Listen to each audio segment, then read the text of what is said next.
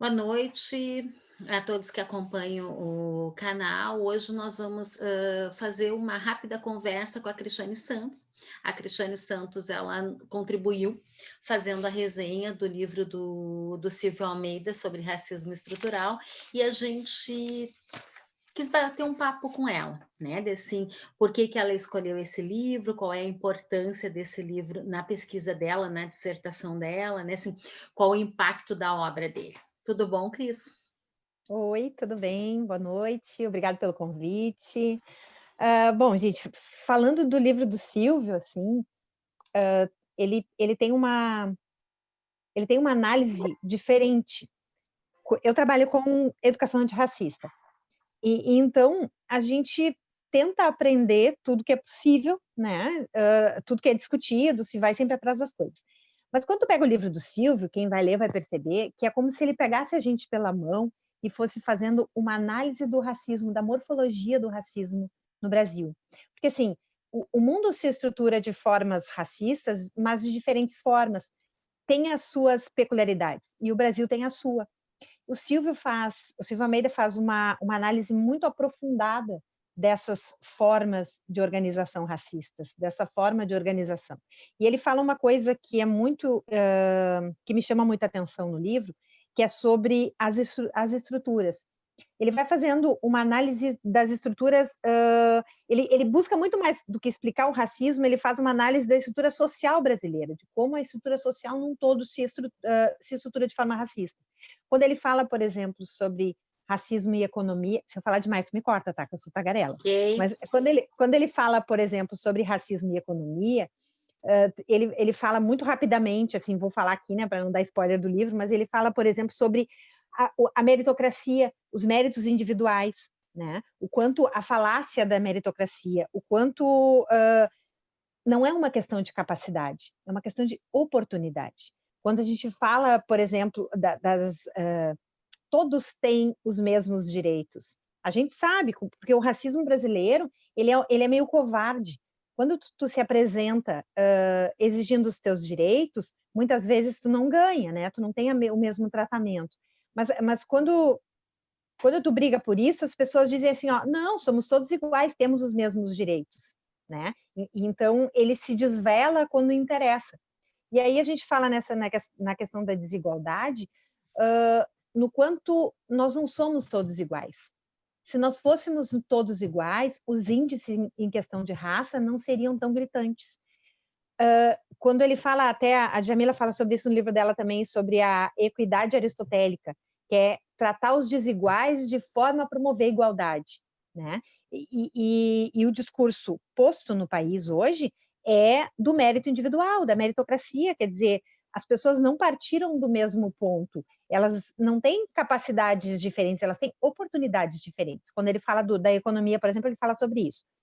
Quando ele fala do direito, que é muito interessante, ele fala sobre o quanto o direito, por vezes, trabalha punindo o racismo, por exemplo, com a injúria racial, né, e tal, e quanto muitas vezes ele criminaliza comportamentos de uma certa parcela da população, racializa essa punição, né. Quando a gente fala, por exemplo, na guerra às drogas, eu sempre fico meio assim de falar sobre o direito com vocês, né, porque vocês são do direito, eu sou da educação. Mas, por exemplo, a guerra às drogas, ela é feita para pegar o pequeno traficante, o jovem, o adolescente e às vezes até a criança que está lá na favela, que está no morro, e, e, e não para pegar os grandes traficantes que a gente sabe que, né, tem os helicópteros de cocaína por aí. Não, não é assim que a sociedade se estrutura, né? E aí ele faz essa caminhada, é como se ele te pegasse pela mão e te levasse para ver, aos pouquinhos, assim, a desvelar como a sociedade se organiza.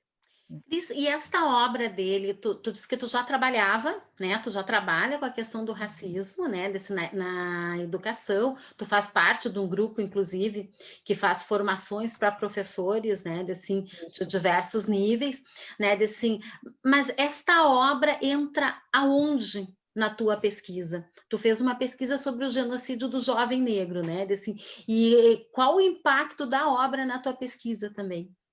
É porque a gente tem que perceber o quanto o racismo não é só estrutural e estruturante. Bom, assim, quando eu vou dar formação para professores, primeiro eu preciso de um discurso de convencimento, Porque tem gente que ainda acha que, entre aspas, não existe racismo no Brasil, que é mimimi, que é exagero. Então, eu levo os números. A minha pesquisa nesse aspecto ela é muito importante porque ela mostra números. Eu fiz um levantamento, eu trabalho, na verdade, na pesquisa com a educação, quanto no meu viés da educação, eu acho que a gente precisa trabalhar nas escolas com educação antirracista, trabalhar contra o racismo. Mas eu levo números, por exemplo, o Brasil mata, em média, 30 mil jovens por ano no Brasil. 78% desses jovens, entre 14 e 29 anos, que a gente considera juventudes, eles são negros. Então, de cara, quando começa a formação com os professores, eu já mostro, os números são esses. Eu mostro o IDH do Rio Grande do Sul, por exemplo, que é um dos mais desiguais do país, em relação à raça, que é para desarmar as pessoas, para mostrar para elas que temos um problema. Precisamos pensar de que forma nós vamos trabalhar esses problemas. E para entender isso, eu preciso entender como as estruturas se organizam. Por exemplo, o Silvio Almeida fala uma coisa muito interessante na obra que me marcou bastante e permeia o meu caminho daí para frente, que o racismo ele não é só estrutural no Brasil, ele é estruturante. O que ele quer dizer com isso? Que conforme a gente vai organizando as estruturas, mesmo quando a gente pensa, por exemplo, em ações afirmativas, a gente pode estar organizando essas estruturas de forma racista. A gente pode reestruturar as estruturas, mas se não prestar atenção, a gente estrutura de uma forma racista. Quer ver, por exemplo, eu fui dar uma formação no Presídio de Canoas. Eu ia te perguntar sobre isso, quando tu falou de como estrutura. E a ideia é muito boa, porque a ideia é ressocializar os jovens, né? Foi um presídio, né? Então não é medida socioeducativa, são maiores de 18 anos. Eu fui na escola do presídio, tem uma regra. Vou falar por cima assim, porque eu não tenho escrito aqui, mas a regra é assim: não pode ter envolvimento com facções, tem que ser um primeiro crime. É tudo muito bem organizado, eles usam uniforme, as celas são muito bem cuidadas, a segurança é muito bem cuidada e tal. Eles trabalham, eles têm todo um pensamento na época eu vi, tinha marcenaria, tinha outras formas de trabalho e tal. E a ideia é ressocializar mesmo, tem aula, né? E não pode ter esse envolvimento, não podem ser crimes muito graves e não pode ter nenhum envolvimento com facção. Todos os alunos eram brancos. Tu entende como tu cria uma estrutura para ressocializar os jovens sem levar em conta a raça, e o que tu consegue é uma nova estrutura também racista. Não está escrito em nenhum lugar que não podem ser negros, mas quando tu coloca certas regras, tu retira eles do espaço. E é isso que o Brasil faz o tempo inteiro.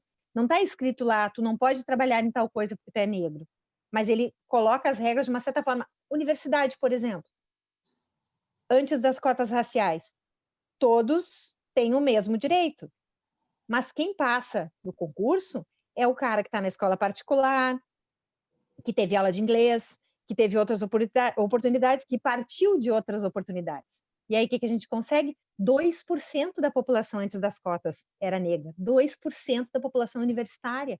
Quer dizer, os outros 98% eram brancos. Então, assim, mesmo quando tu cria o ensino público, por exemplo, gratuito, teoricamente o acesso a todos, a igualdade, tu cria uma estrutura racista. Então, o Silvio deixa isso muito claro, assim, para trabalhar com a minha pesquisa, ele foi bem importante para eu entender como, porque senão a gente vai ficar eternamente discutindo que racismo é um coleguinha chamar o outro de macaco.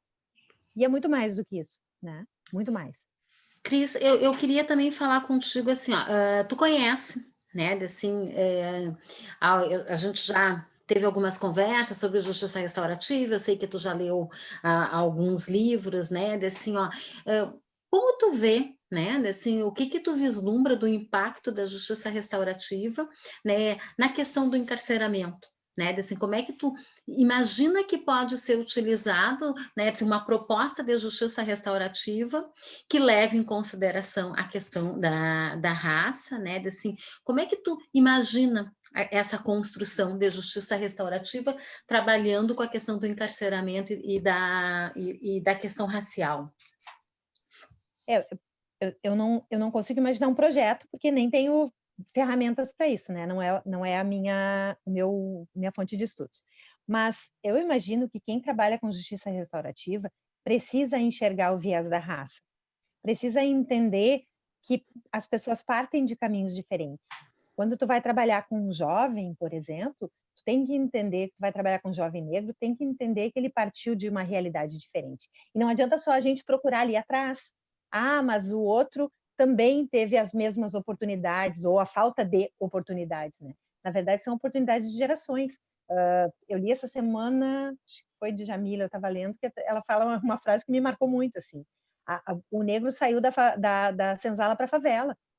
E são várias gerações de pessoas que vivem nessa lógica, né? Não teve cota para negro, ninguém pagou terra, ninguém pagou. Então, são famílias que vivem há muito tempo de uma forma muito diferente das famílias brancas. E aí eu acho que quem trabalha a justiça restaurativa e vai enxergar o jovem, tem que enxergar o jovem desse viés, tem que pensar de que forma eu posso ajudar e eu posso trabalhar, eu posso pensar esse jovem.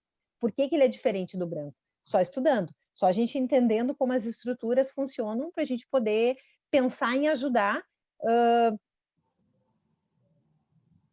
todos, mas ter um olhar diferente para o jovem negro, sabe? Porque tu vê, quando tu vê a população carcerária, por exemplo, 70% da população carcerária é negra, né? Desses 70%, 75% tem baixa escolaridade. Quer dizer, tu vai olhar essa maior parte da população não tem as mesmas oportunidades. Eu que sou da educação, vejo o quanto nós somos atacados na educação da periferia, e sempre digo que isso é racismo estrutural, porque tu não precisa dizer assim, aquela escola lá não vai receber verba, ou aquela escola não vai receber mão de obra, não vai ter professor, porque os alunos lá são negros. Quando tu diz que aquela escola não vai ter isso, e a maior parte dos jovens daquela escola são negros, isso é racismo estrutural, tu está trabalhando de uma forma racista, né? Então, eu imagino que quem trabalha com jovens na justiça restaurativa e não leva em consideração o viés da raça, está um pouco equivocado, assim. Vai fazer um trabalho que não vai conseguir enxergar o todo brasileiro, assim. Tu ainda vai estar disfarçando, ainda vai estar com a venda na frente dos olhos. Nesse sentido, a gente queria te convidar, né? Primeiro, agradecer, né, a tua resenha do livro, né? E a tua conversa, assim, sobre ele, porque a gente fazer uma resenha é uma coisa, mas poder conversar também o que leva as pessoas a escolherem uma obra para fazer uma resenha é bem importante, né? Assim, e no dia 8, na quinta-feira, nós vamos ter uma live sobre racismo e justiça restaurativa. Né, assim, e a gente vem construindo, né, a proposta do canal é para ser uma proposta de justiça restaurativa crítica e trazer esses temas que são tão caros, né, ao país, né, à sociedade, para que a gente possa discutir e discutir com pessoas da justiça restaurativa e de fora. Né, tu, em algumas falas, falou assim, eu não sou do direito, né, eu sou da educação, né, assim, e a gente se propõe no canal a fazer essa discussão, sim, com o pessoal que é da educação, que é do direito, que é do serviço social, que, nessas áreas, e ver assim, o que se pode pensar a nível crítico, né, de uma proposta. Então, nós gostaríamos de te convidar também quinta-feira, para assistir nossa live, né? Te agradecer muito a participação aqui no canal e contar contigo em outros projetos, né? Em outros trabalhos. Tá Certo? bom, eu Obrigada. agradeço. Com certeza vou via live e encontro vocês lá, vai ser lindo. Obrigada, beijo. Obrigada, gente. Se você gostou da nossa entrevista com a Cris, coloca suas observações, curte nosso canal, se inscreve nele. Assim, a gente tem uma proposta de vários trabalhos, né? Assim, e várias abordagens. Então, participa. Obrigada a todos.